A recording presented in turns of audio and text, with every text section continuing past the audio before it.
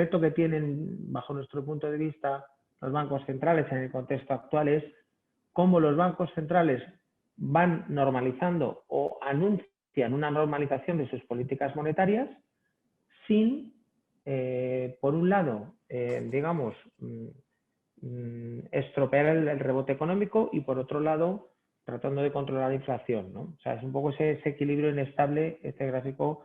Por un lado, tenemos los datos, puros datos, donde la Reserva Federal, por ejemplo, ha revisado al alza el crecimiento al 7% este año y su indicador favorito, que es el Personal Consumer Spending, pues hasta el 3%. Esos son datos, ¿no? Y con el IPC al 5%. Por otro lado, cómo va comunicando, ¿no? Aquí yo un poco tengo la tesis de que los bancos centrales han pasado de querer ser predecibles a introducir ambigüedad en el mercado. Ese es el problema que tenemos ahora mismo, ¿no? Es decir, los bancos centrales en los últimos años trataban de ser muy predecibles en lo que iban a hacer. Sin embargo, la introducción de una tasa de inflación media, ¿vale? Como hizo la Fed, Flexible Average Inflation Target, FAIT, este famoso, lo que te dice es, oye, voy a tener una inflación del 2 como media, ¿vale? Pero no me ha dicho en cuántos años. ¿En 2 años? ¿En 20? ¿En 40? ¿Cuál es la media? ¿Cómo la calculas? Entonces, ese ruido que metes en el mercado es lo que está provocando un poco la volatilidad que está teniendo, especialmente la curva americana, donde repuntó mucho en marzo, luego ha vuelto a caer, está en la zona del 1,5, no sabe un poco para dónde tirar. O sea, es decir, cómo nos va anunciando lo que es el tapering, cuándo va a empezar, cuál es nuestro escenario central, un poco por centrar el tiro. Pues nuestro escenario central es que este año va a empezar a anunciar que va a hacer un tapering. De hecho, ya el programa este que pone aquí, Winding Down, es un pequeño programa de crédito de corporativo que ya ha empezado a vender. Pero bueno, el mercado no le da importancia porque es muy pequeño. Entonces, este año anunciar tapering y el año que viene podemos ver alguna subida. Bueno, el año que viene ya, efectivamente, la implementación del tapering, es decir, dejar de comprar. Y la duda es si a finales del año que viene o a principios del 2023 ya empezamos a ver subidas de tipo. Nosotros vemos que hay inflación. Hay inflación significa que está por encima de los objetivos del Banco Central. No significa que vaya a estar permanecer en el 5. Significa que si los bancos centrales tienen un 2, vemos, el Banco de Inglaterra te ha dicho también la semana pasada que podemos ver inflaciones por encima del 3. Es decir, vemos inflaciones por encima del objetivo de los bancos centrales. A lo mejor en Europa un poquito más bajas, en la zona del 2, ligeramente por encima, en Reino Unido a lo mejor en la zona del 3 y a lo mejor en Estados Unidos en la zona de 3, 4. ¿Vale? Que eso sigue siendo inflaciones superiores. Y por lo tanto, eso va a obligar a los bancos centrales en algún momento a cambiar su discurso. No sé si en Jackson Hole, que se reúnen en verano para hacerlo coordinado, o cada uno por su cuenta. Pero, entonces, lo que hemos visto en el mercado es que esa inflación ha provocado el primer trimestre un bear steepening de las curvas y cuando ese discurso, pues un poco acá al lado de la Fed del último discurso, pues ha habido un cierto bear flattening. ¿Por qué? Pues porque, hombre, pues repuntan los cortos y los largos plazos están bastante sujetados en el bono americano en el 1,5. Nuestra tesis, oye, recuperación económica robusta, más en los desarrollados que en los emergentes, tensiones de precios que ya se están cristalizando en Estados Unidos con el IPC al 5 y el mercado comprando un poco el discurso de los bancos centrales de que solo son efectos transitorios y por lo tanto los largos están bastante sujetados, los tipos largos. Nuestra opinión, ni es todo temporal ni es todo transitorio, ¿no? Es una zona gris, esto no es blanco ni negro. Por lo tanto, podemos quedarnos en inflaciones inferiores a la actual de Estados Unidos, pero superiores a los objetivos del Banco Central. Es un poco nuestro punto, ¿no? Vamos a situarnos por encima de objetivos del 2, pero un poco por debajo por el efecto base de los niveles actuales del 5% en Estados Unidos.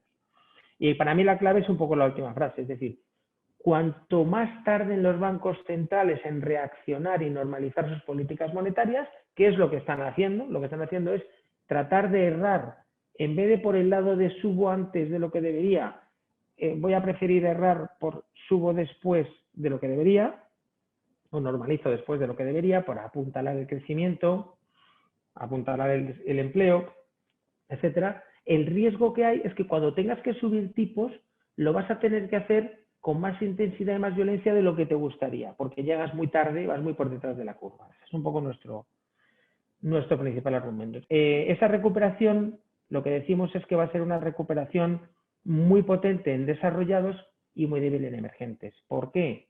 Porque la anterior crisis financiera fue una crisis financiera global, liderada por economías desarrolladas y por lo tanto aquí la recuperación fue mayor en emergentes. Esto va a ser al revés. En esta crisis no es una crisis financiera, es una crisis sanitaria, social y de movilidad.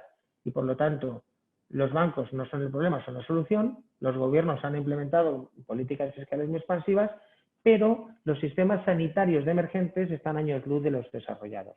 Y por lo tanto, si hemos sufrido aquí presión sanitaria, UBIs y tal, imagínate en África, en Asia, etcétera. Cuando además, aquí tenemos en un gráfico, me adelanto un poquito, los niveles de vacunación en África son ínfimos, en Asia, etcétera, mucho más bajos que en el mundo desarrollado. Las tasas de ahorro que se han generado durante esta pandemia pues son altas, es decir, aquí estamos pintando desde el año 19 y todos los niveles de ahorro de todas las economías son muy superiores a los niveles pre-COVID. Es decir, que estamos rebotando con medidas políticas de política monetaria y fiscal muy potentes que permanecen, con tasas de ahorro embolsado que está ahí, ¿vale? Entonces, en comparación con los niveles previos al COVID, con precios de los commodities, materias primas mucho más altos, que ahora lo veremos, etcétera, etcétera.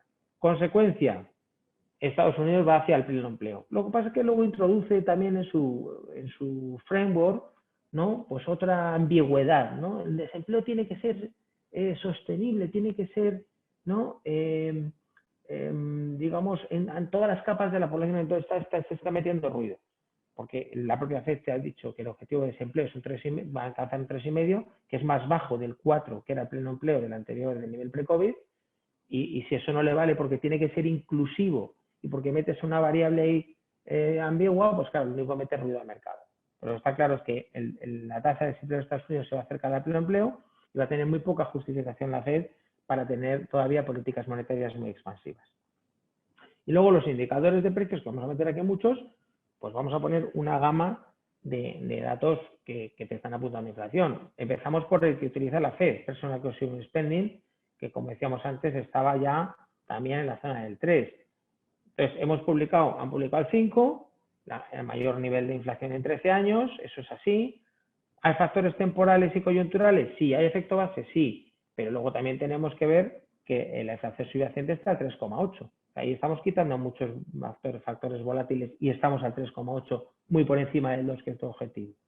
Entonces, si los bancos centrales no son capaces de controlar esta variable, que para nosotros es clave, va a ser por detrás de la curva y vas a tener que endurecer con más intensidad y virulencia porque vas a llegar tarde. Hemos hablado de Estados Unidos, ¿vale?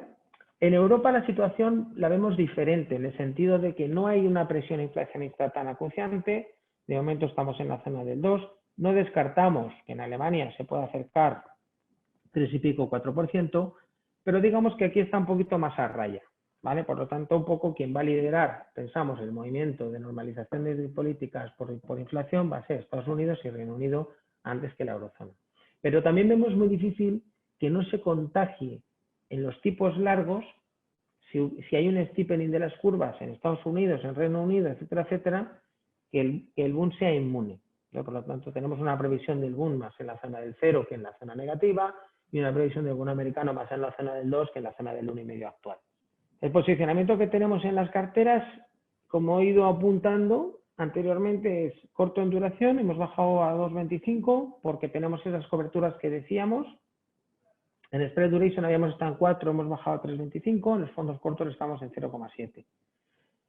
Como digo, las coberturas de tipo de interés distribuidas, repartidas entre Reino Unido, 10 años, Alemania, 10 años, 5 años americano y algo del 10 americano.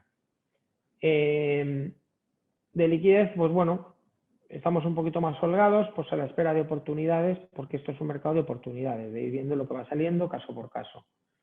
Seguimos manteniendo una posición de steepening 5-10 con futuros en Alemania, que eso, bueno, de momento no ha pagado mucho, pero está ahí. Hemos abierto una posición larga de dólar a niveles de 1,22 porque pensamos que ese diferente ritmo de bancos centrales en teoría favorece una revalorización del dólar, como se ha visto tras el discurso de la FED, donde se ha ido de 1,22 a 1,19 actual. Por lo tanto, ahí tenemos una pequeña posición largo de dólar. Ojo, largo de dólar, hemos comprado los bonos en dólares, los tenemos ahí. O sea, tampoco nos molesta. Bonos flotantes, de bancos de calidad, etcétera. Bueno, es un tema en los largos, insisto. En los fondos cortos no, porque esto te mete volatilidad. Seguimos fuera de Reino Unido, fuera de Irlanda. Y luego en periferia, como decíamos, estamos positivos, sobre todo en bancos, no tanto en gobiernos. Los gobiernos en los cortos plazos, cuando ha habido que jugarlos en cortos plazos italianos, lo hemos jugado agresivamente, pero ahora no pensamos que sea un momento donde haya excesivo valor en las primas de riesgo. Y aun habiéndolo, que es debatible, creemos que eso se cristaliza mejor o se captura mejor en bancos. Y luego en el parte de crédito, pues hemos dicho, no, pues seguimos diversificados, queremos tener una gran variedad de nombres, de sectores, buscando oportunidades puntuales en mercado, fuera de momento de los sectores vulnerables, aerolíneas, hoteles, consumo, industriales, viaje, a pesar de que la situación económica está mejorando, no compensa porque los spreads en general son estrechos. Bajo nuestro punto de vista, no compensa ese riesgo. Petróleo reducido, sobrepondera en bancos, hay una amplia variedad, lo que estamos muy fuera es de cover bonds porque no pagan, y pues sobre todo la beta la tenemos con subordinados, algo de híbridos, donde hemos reducido últimamente algo de AT1 híbridos, ¿vale? Y luego green bonds, pues seguimos incrementando en la medida de lo posible. High yield algo cautos, algo de exposición como proxy de high yield en loans, en fondos diversificados, etcétera, y bastante fuera de emergentes o infraponderados. Y luego, bueno, pues en la siguiente diapositiva aquí podéis ver cómo realmente, bueno, pues el equipo sí ha conseguido este año tan complicado, pues el generar esas rentabilidades positivas en este entorno de tipos y de mercado, ¿no? Con, bueno, con alfas muy positivas frente a índices y rentabilidades en absoluto también positivas, ¿no? Las tenéis ahí marcadas en amarillo. Y luego, bueno, pues mostraros un gráfico en el que frente a competencia como el renta fija a corto plazo, bueno, pues nos gusta enseñar cómo en el marzo del año pasado, bueno, pues se produjeron esas caídas en mercado, que prácticamente, bueno, pues el mercado de renta fija se rompió y es un fondo que, bueno, pues hizo su máximo drawdown en toda la historia del fondo, cayó cerca de un 2%, pero que, bueno, pues lo recuperó de forma consistente en los siguientes meses para cerrar el año pasado pues cerca de un 0,8% arriba y bueno, pues como veis este año pues la tendencia es muy consistente al alza y bueno, pues la verdad es que es una solución, ¿no? Para aquellas o puntas de tesorería en algunos casos como en corporates o en direcciones financieras o en la parte de liquidez de clientes o de productos, ¿no? Como de fondos de inversión.